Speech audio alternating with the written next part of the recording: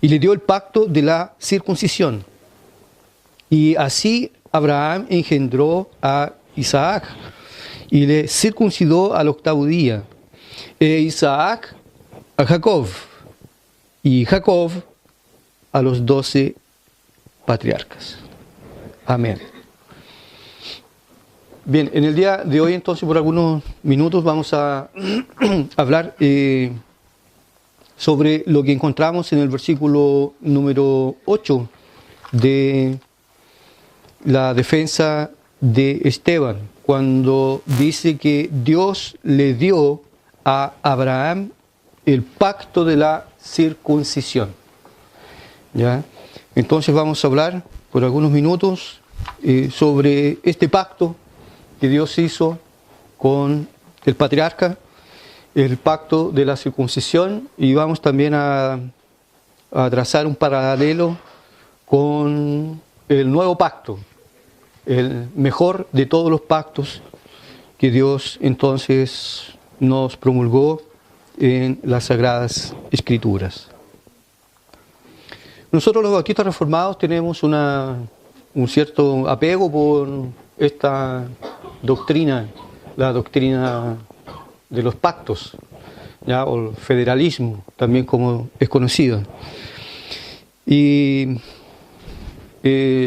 sabemos entonces que a pesar de que en la Biblia no sea, cuando una persona, vamos a decir, normal hace la lectura del texto de la palabra, no se dé cuenta de ello, sí nosotros encontramos por lo menos lo que en la teología se conocen como 3 pactos, ¿ya?, que Dios ha hecho. El pacto de obras, que fue el pacto que Dios hizo con Adán cuando éste todavía no estaba en el jardín y no había caído en pecado y en transgresión. Se le llama el pacto de obras porque dependía de las obras que Adán hiciese, ya que él no contaba o no tenía la presencia del pecado en su naturaleza, y a través de la obediencia a los mandamientos de Dios podría haber sido confirmado en ese estado en el cual él fue creado, estado de justicia y santidad original.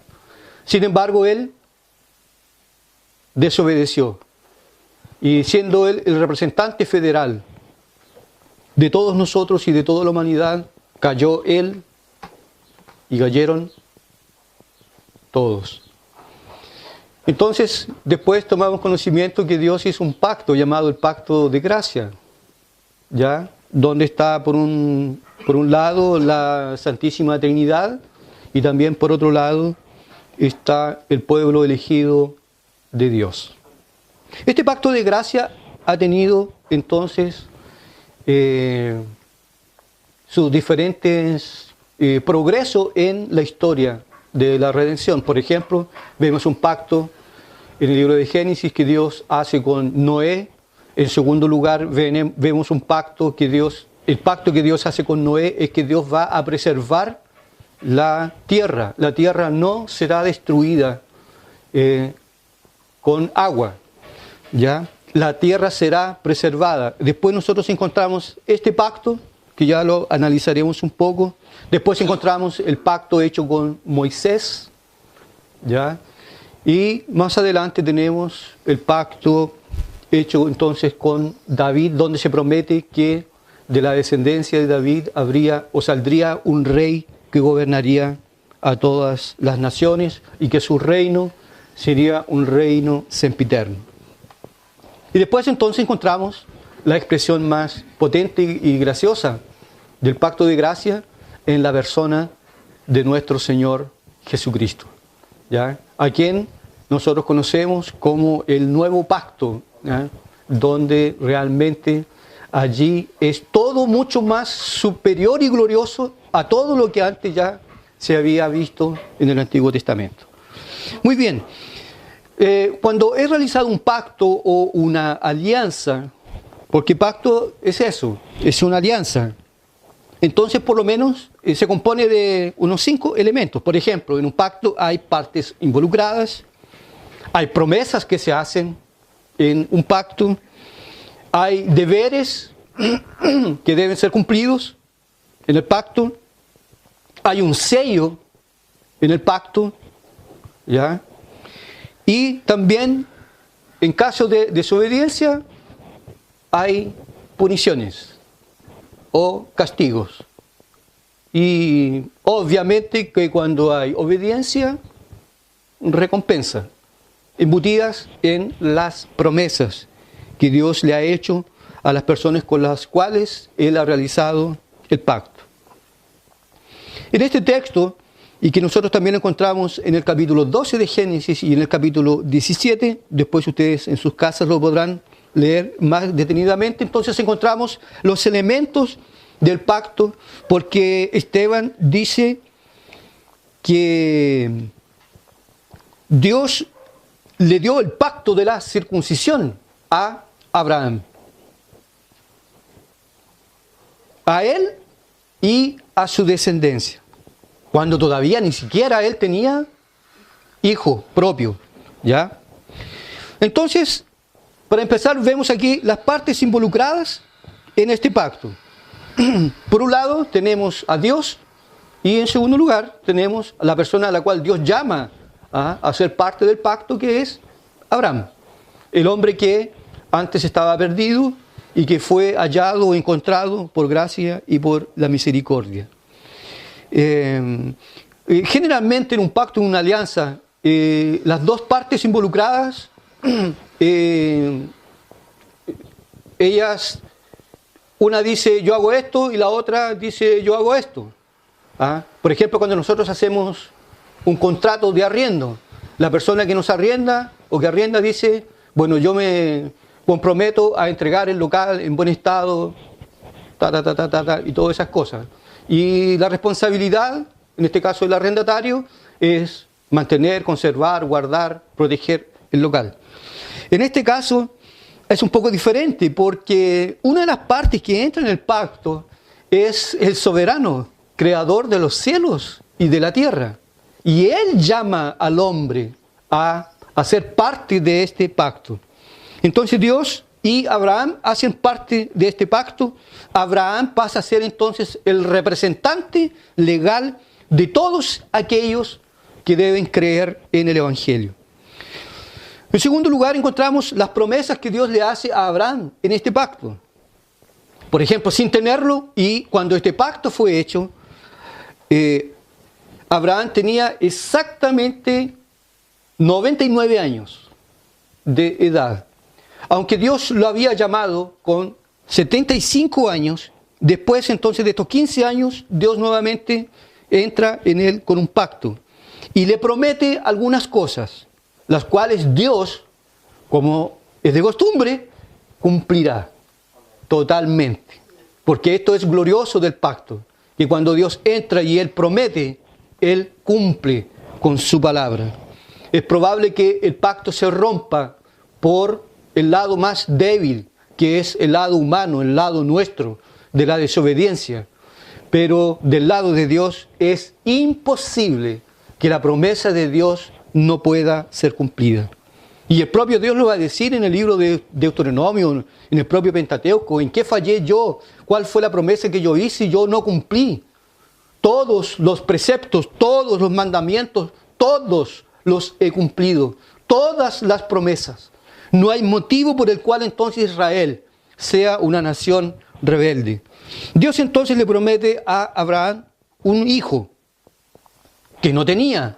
La esposa ya estaba avanzada en edad, dice la palabra, que ya le había cesado la costumbre de las mujeres.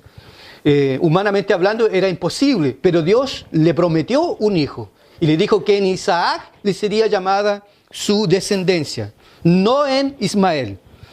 Después Dios le dice a Abraham que de ese hijo haría una gran nación y de esa nación saldrían grandes reyes, lo que esto se cumplirá con cabalidad.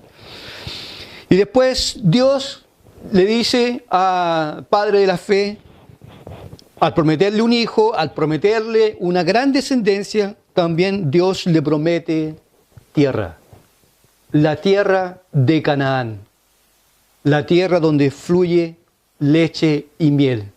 Todo esto por gracia. Todo esto de una forma soberana. Estas son las promesas que nosotros encontramos entonces en el pacto hecho entre el Señor, entre Dios y Abraham. Los deberes que tendría Abraham dentro de este pacto. Primero, debería guardar el pacto, ¿ya? Debería guardarlo él y debería guardarlo toda su descendencia. Todos ellos deberían guardar el pacto. Luego entonces se hace el sello del pacto, o como algunos le llaman también, la señal del pacto, sangre. El pacto entonces ahora se va a sellar con sangre, el nuevo pacto también se va a sellar con sangre. En este caso entonces se instaura la circuncisión de todo varón a partir del 8º día. Aquí entonces ocurriría un derramamiento de sangre, se le haría un corte en el prepucio del niño. Y esto sería entonces una señal externa que aquella persona que tenía ese corte, que tenía esa circuncisión, hacía parte de un pueblo, el cual Dios había traído a existencia. La circuncisión. El nuevo pacto será mucho más profundo que eso, porque ya no será una señal exterior, no será una señal exterior, será algo entonces de carácter espiritual. También Dios en este pacto hecho con el Padre de la fe, instaura entonces también el castigo y las puniciones, caso el pacto no sea cumplido de parte del hombre. En este caso, toda persona rebelde que fuese incircunciso debería ser cortada del pueblo. En otras palabras, quien desobedece, quien no cumple con el pacto, debe ser castigado duramente, debe morir. Este es el pacto entonces que Dios hizo con el patriarca, con el padre de la fe. En este pacto entonces podemos nosotros ver que viene a la existencia la nación de Israel, a pesar de que Israel oficialmente va a nacer como nación allá por el capítulo 20 de Éxodo. Pero aquí nosotros tenemos entonces los primordios de Israel. Entonces en este pacto vemos la creación de una nación física. La nación de Israel. Este pueblo que Dios ahora está creando, porque no existía, Dios lo trajo a la existencia, Dios tendrá una relación especial, diferente que con todo el resto de las demás naciones. Dios no se relaciona de igual forma y manera con todas las naciones del mundo de aquellos días. Dios va a tener una relación especial con Israel. La ley, por ejemplo, será dada a Israel. Las promesas son hechas a este pueblo. Y de este pueblo emanará la salvación del pueblo de Dios. Para ser parte entonces de esta nación de Israel o del Israel físico, era necesario apenas nacer de la descendencia de Abraham. Es decir, a través entonces del nacimiento físico se da inicio o la persona era introducida en esta nación. A este Israel, a esta nación, entonces Dios le promete tierra. Tierra que en aquellos días era la mejor tierra, donde fluía leche y miel. Cuando Moisés manda entonces los espías para que pudiesen mirar la tierra como era, todo allí era grande, todo era bendecido. Y esa tierra estaba ocupada por naciones extranjeras, naciones perversas, naciones sodomitas, naciones idólatras, naciones infames, naciones perversas. A todas estas naciones Dios los va a sacar de allí y le va a dar entonces esta tierra a su pueblo, el pueblo de Israel. Y vemos entonces también que todo israelita, todo hijo de Abraham, ¿ya?, llevaba en su físico una señal de este pacto, que era la circuncisión, ¿ya?, que se le aplicaba al niño a partir del 8º día y que incluso hasta el día de hoy está comprobado científicamente que la práctica de la circuncisión es aconsejable. Lógicamente que la mayoría de nosotros no estamos circuncidados, en este caso los hombres, pero hasta en eso Dios muestra su gracia y su soberanía, incluso previniendo el cáncer, ¿ya? Dios es Dios, Él es sabio, pasan los tiempos, las eras, y la palabra del Señor permanece para siempre. Esta señal entonces física la tenía, la señal del pacto la tenían todos aquellos que hacían parte del pueblo de Israel. Sin embargo, este pacto tenía sus falencias porque todo era muy limitado. A medida que el pacto de gracia va avanzando en el tiempo, Dios va lanzando más luz y va a mostrar entonces más adelante un nuevo pacto. Un nuevo pacto, ese sí definitivo, glorioso y permanente, con aquellos que han de creer en el Evangelio. A ese pacto entonces se le llama pacto de gracia, que también lógicamente está entrelazado con el pacto de redención. El pacto de la redención entonces nos habla de que hubo un pacto entre el Padre, el Hijo y el Espíritu Santo, donde el Padre aparece como el autor de la salvación, el Hijo como aquel que ejecuta el plan, y el Espíritu Santo como la tercera persona de la Trinidad que va a aplicar la obra de la redención a aquellos por los cuales Cristo murió. Entonces voy a hablar por algunos minutos sobre este nuevo pacto que nosotros lo encontramos ya anunciado en el Antiguo Testamento, específicamente en el libro de Jeremías, y que el autor de Hebreos nuevamente lo va a desmenuzar, lo va a mencionar en el capítulo 8 del libro de Hebreos. Entonces, así como en el otro pacto, entonces hay partes involucradas. Está Dios el Padre, está Dios el Hijo, está Dios el Espíritu Santo y los elegidos, el pueblo del Señor. Por eso que nosotros vamos a encontrar a veces en el libro de Juan, por ejemplo, cuando Jesús a veces habla y dice: todo aquel que el Padre me da, ese vendrá a mí. Y el que a mí viene, yo no le echo fuera. ¿Ya? En otras oportunidades Jesús dice: estos no creen en mí, no oyen mi palabra porque no son de mis ovejas. Mis ovejas me oyen. Hablando, dando a entender que había una transacción de carácter espiritual desde antes de la fundación del mundo. Las promesas del pacto, del nuevo pacto. A diferencia entonces del pacto que Dios hizo con Abraham y también con los otros patriarcas, Dios, por ejemplo, el Padre, promete enviar un Salvador, Cristo Jesús el Señor. Dios promete también prepararle un cuerpo a su Hijo amado, ya que no lo tenía. Y por eso es que el autor a los Hebreos va a decir: me preparaste cuerpo. Me preparaste un cuerpo para que el Hijo de Dios pudiera venir a este mundo, para que Él se encarnase. Por otra parte, el Hijo de Dios promete dar su vida por su pueblo. Yo doy mi vida, yo la pongo, yo la doy y después la vuelvo a tomar.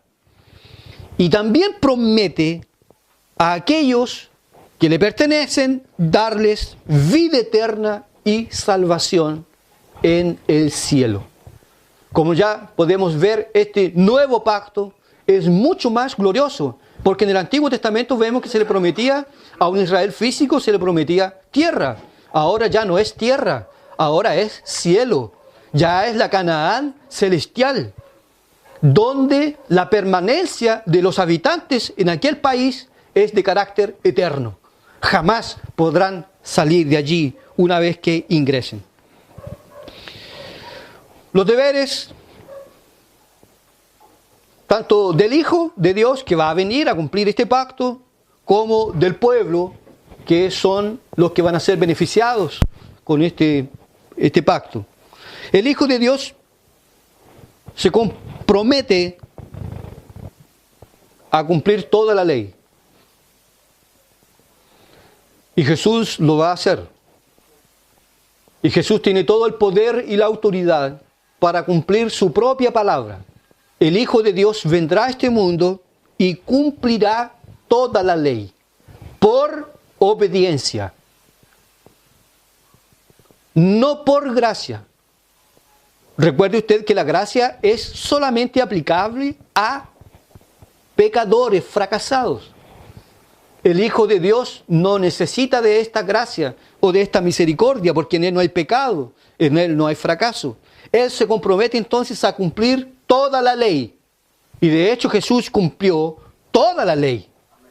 Cumplió la letra de la ley, cumplió el espíritu de la ley.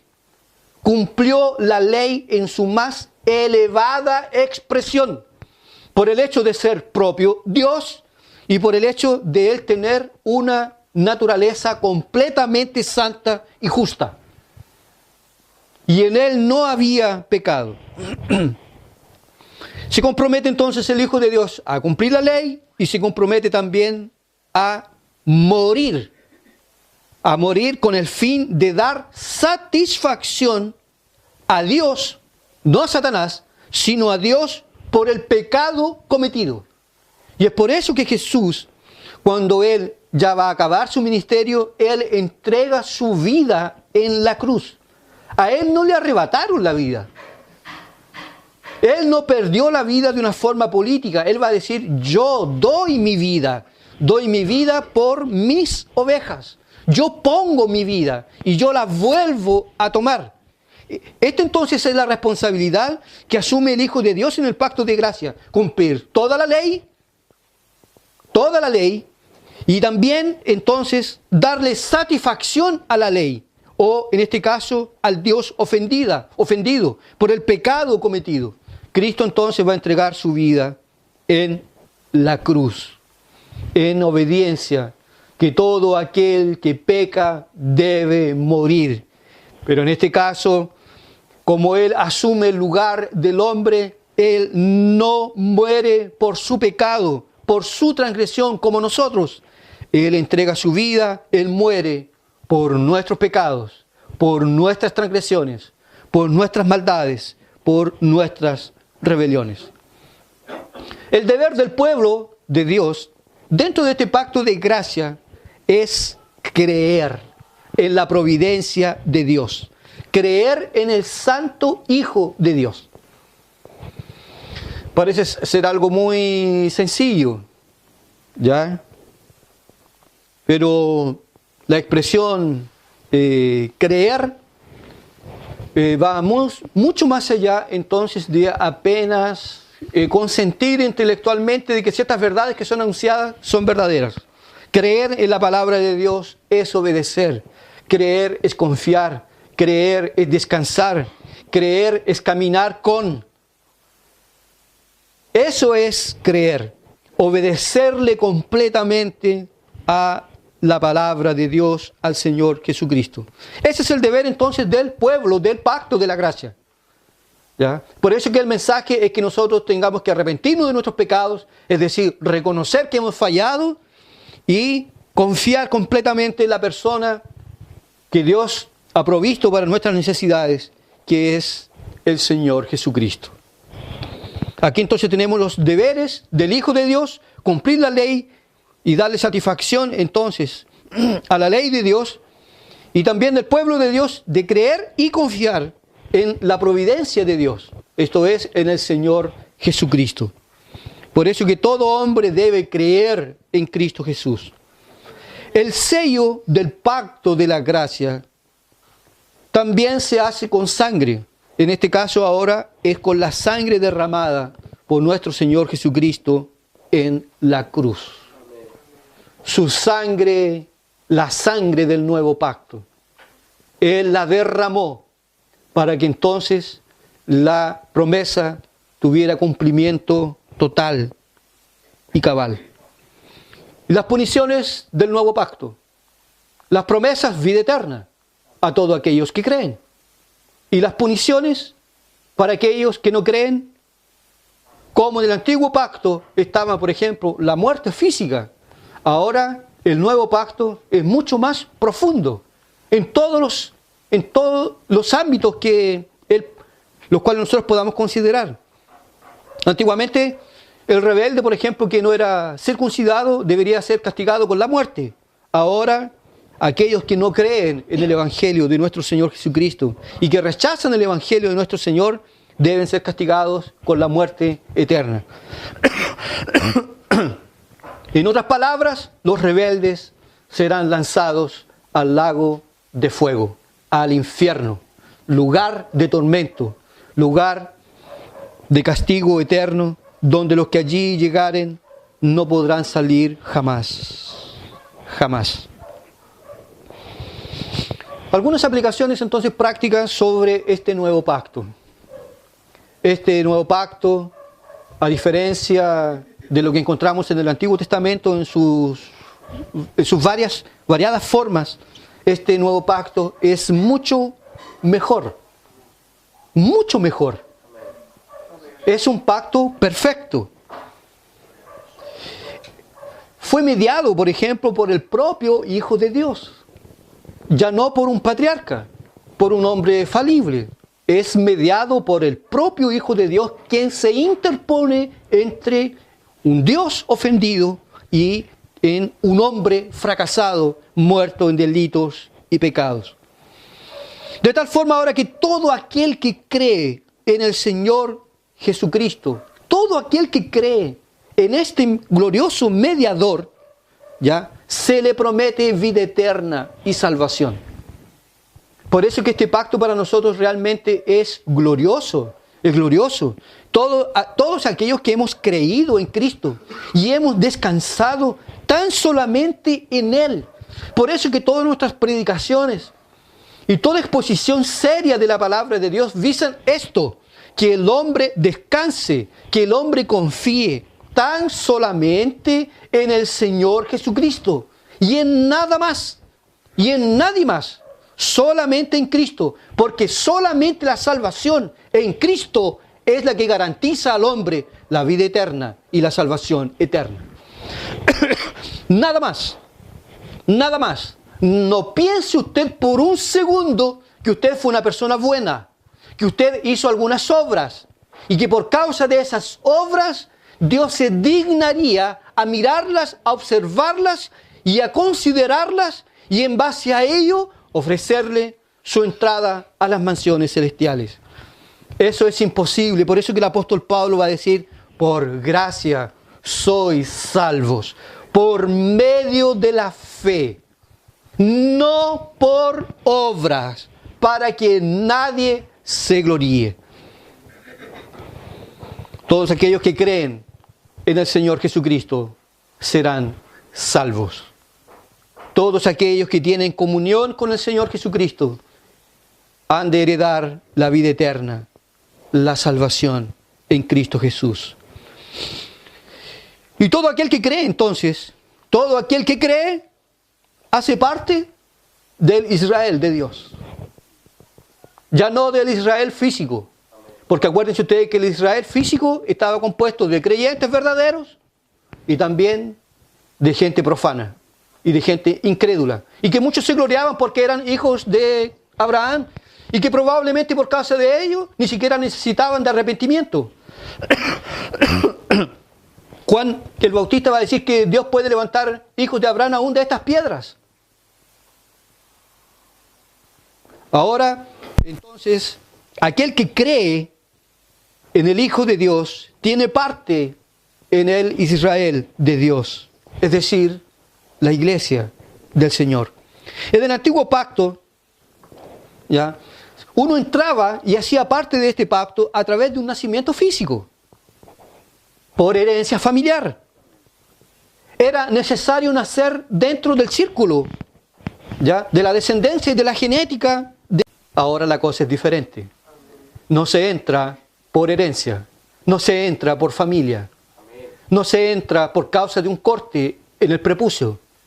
Ahora se entra a este nuevo pacto por la fe a través de un nuevo nacimiento, la conversión de nuestros corazones. A eso ya el Antiguo Testamento le llamaba entonces la circuncisión del corazón. Ahora no es por familia. No es que nosotros, por ejemplo, tengamos nuestros hijos y por el hecho de que nuestros hijos nazcan en un hogar cristiano, ya hacen parte del pueblo de Dios.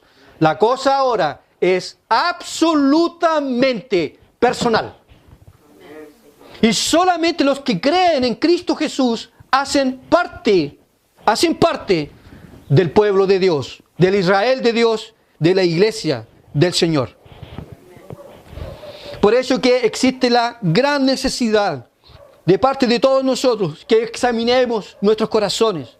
No vaya a ser que estemos confiando, como los antiguos israelitas, en cosas, en elementos que nos salvan, que pueden comprometer nuestra propia entrada a las mansiones celestiales. No es que yo soy hijo de pastor, no es que mi papá fundó iglesias, no es que yo era parte de un grupo, de un ministerio misionero, no, yo visité Israel, no, yo era judío.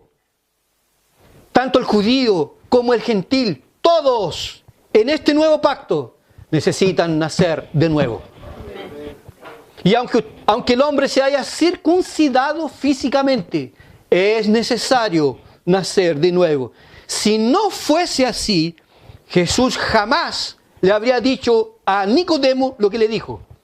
Porque Nicodemo era maestro de la ley, era un hombre que andaba según la ley de Dios. Sin embargo, necesitaba hacer parte de este nuevo pacto, mucho mejor que el otro, a través del nuevo nacimiento. Y Nicodemo no entendió absolutamente nada. Le atribuyó entendimiento racional, físico, a palabras puramente espirituales. Entonces él quedó pensando y filosofando. ¿Cómo es esto de nacer de nuevo? ¿Cómo puedo yo nuevamente entrar en el vientre de mi madre y nacer por la segunda vez? Y él, como era una persona que ya tenía años de vida, supongamos que la madre de Nicodemo ya hubiese estado sepultada. Ahí que se complicó la cosa. ¿Cómo puede ser esto?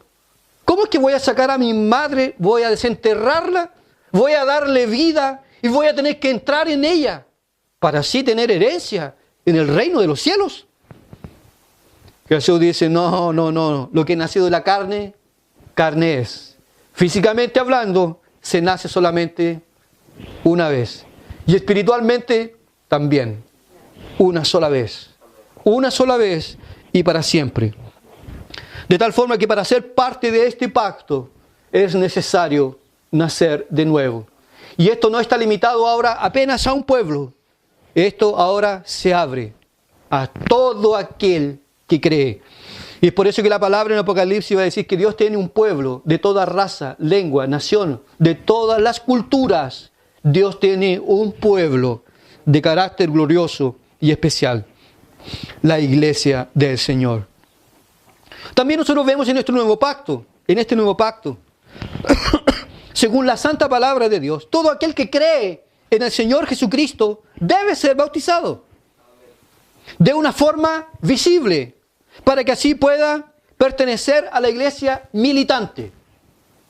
Pero esto es de carácter absolutamente personal y ya deducimos por lógica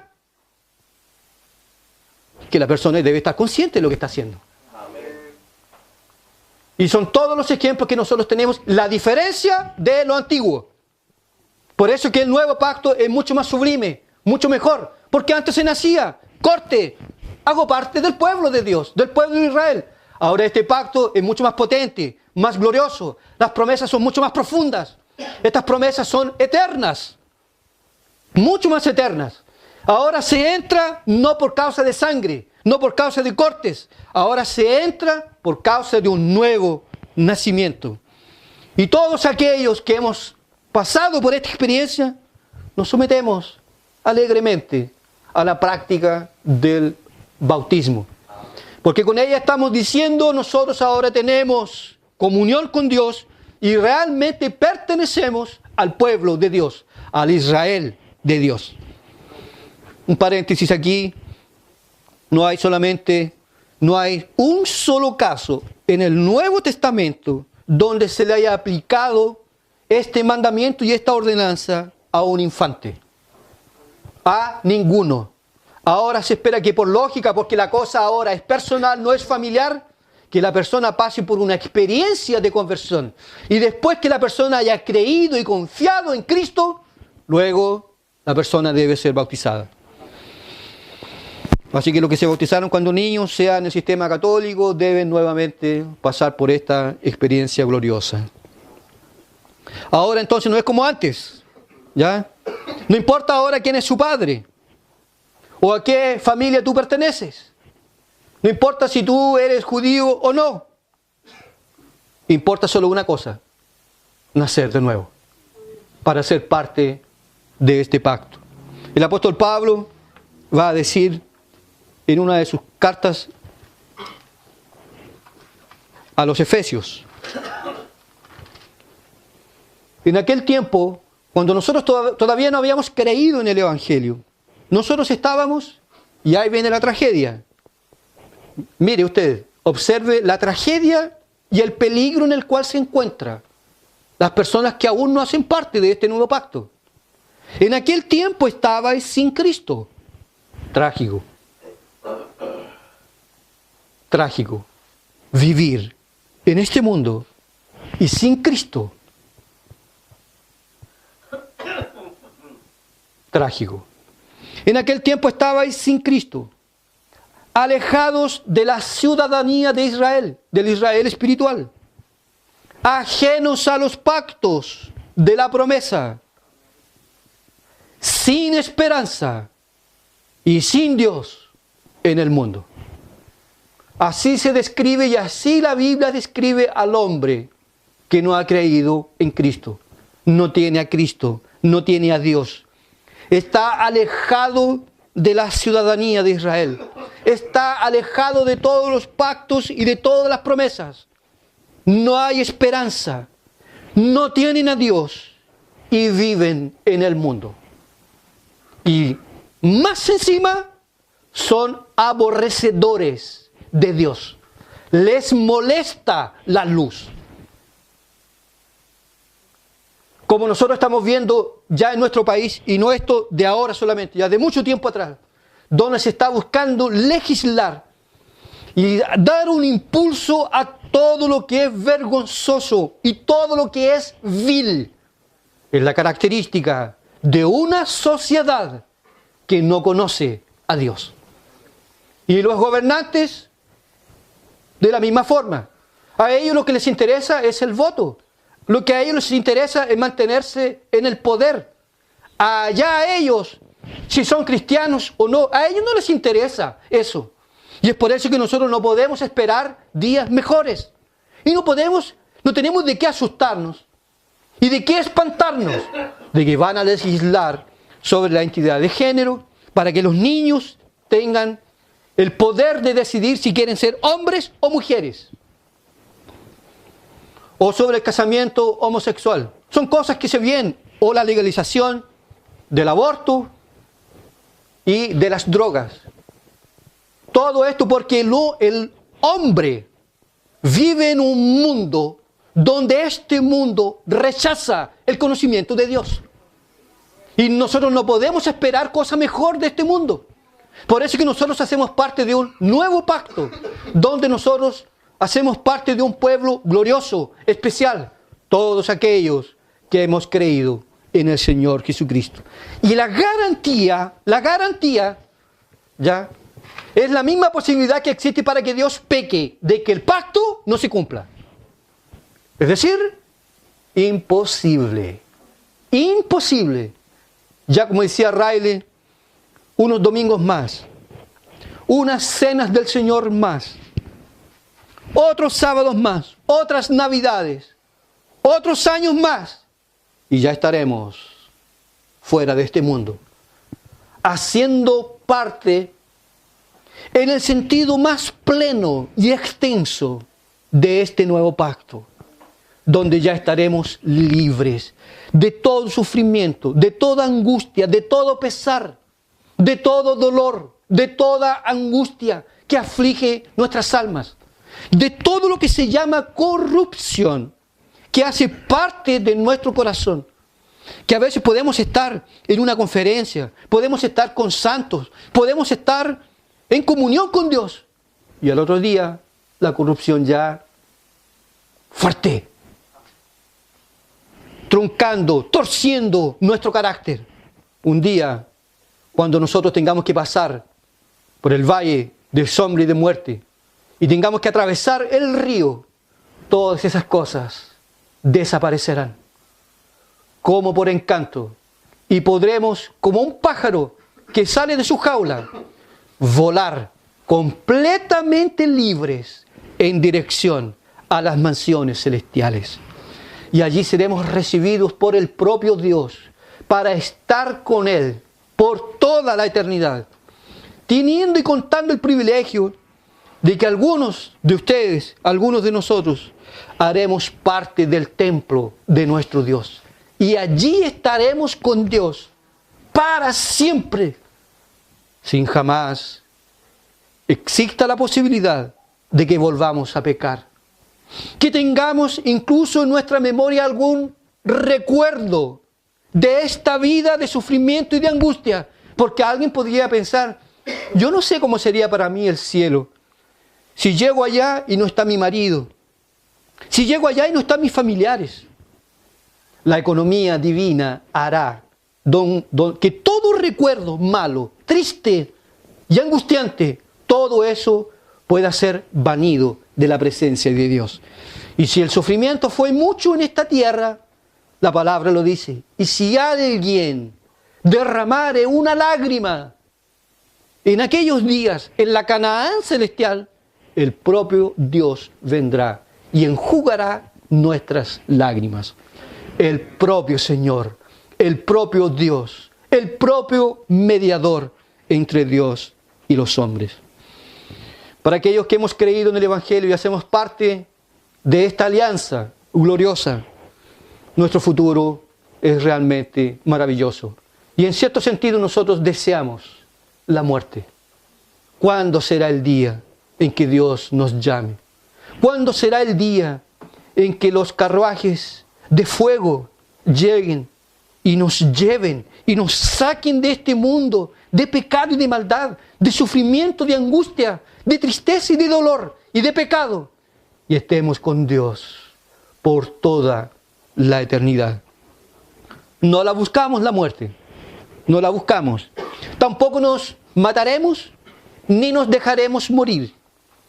Viviremos hasta el tiempo que Dios quiera, hasta que las puertas se abran y nos demos cuenta. Ahora sí, se cumplen las palabras del Maestro. Aquel que cree será verdaderamente libre, completamente libres para estar con Dios por toda la eternidad. Por otro lado, cuán terrible es el estado de aquellos que piensan que hacen parte de este pacto y aún viven en pecado, en maldad y en transgresión.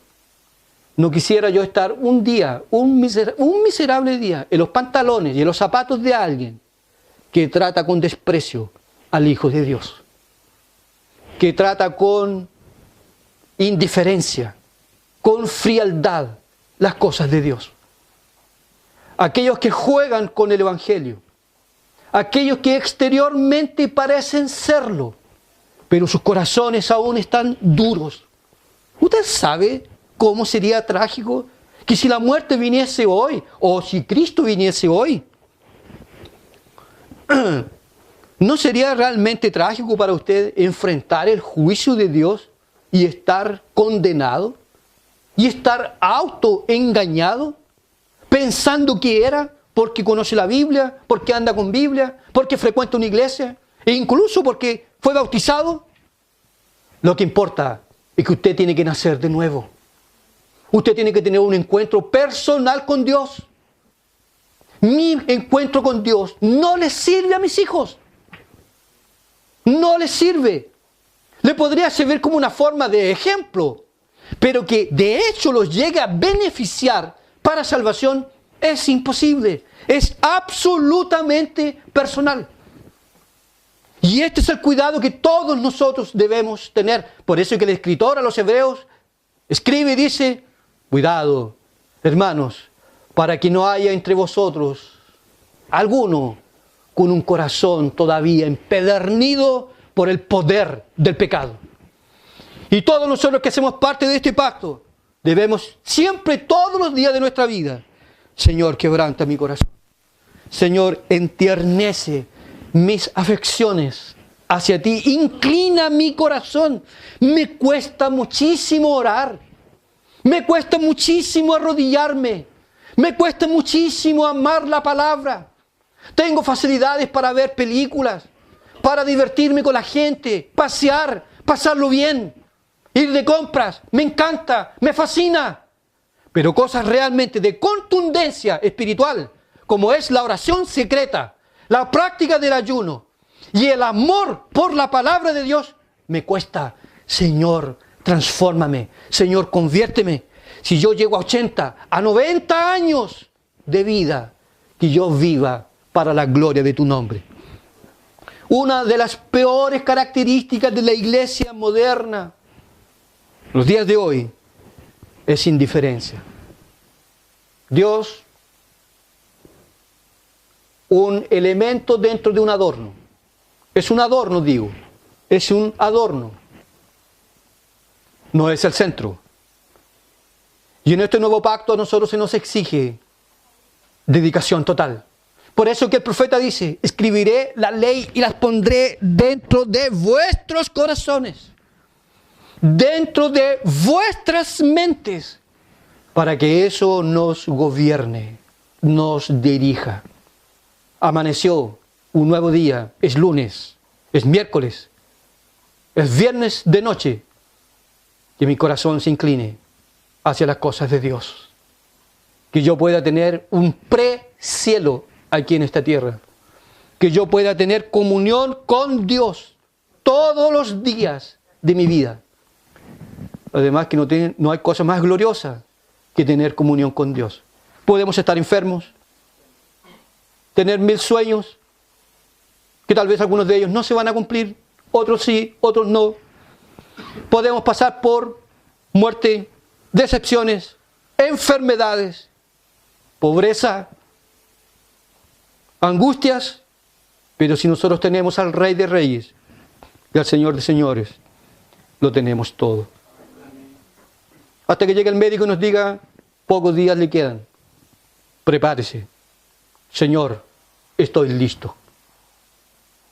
Estoy listo para partir contigo y entrar en este nuevo pacto glorioso, glorioso, eterno, en los cielos.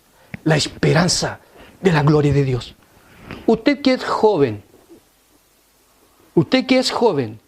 gaste sus días conociendo a Dios.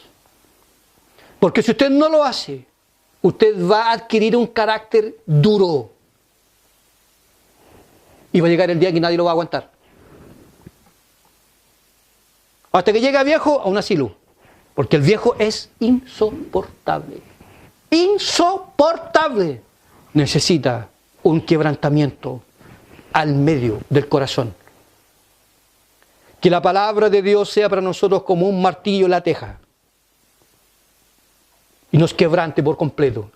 Y si estamos aquí en esta tierra, que sea para conocerlo a Él. Cada día más. Más y más. Y que podamos avanzar rumbo a la ciudad celestial. Que el Señor nos bendiga.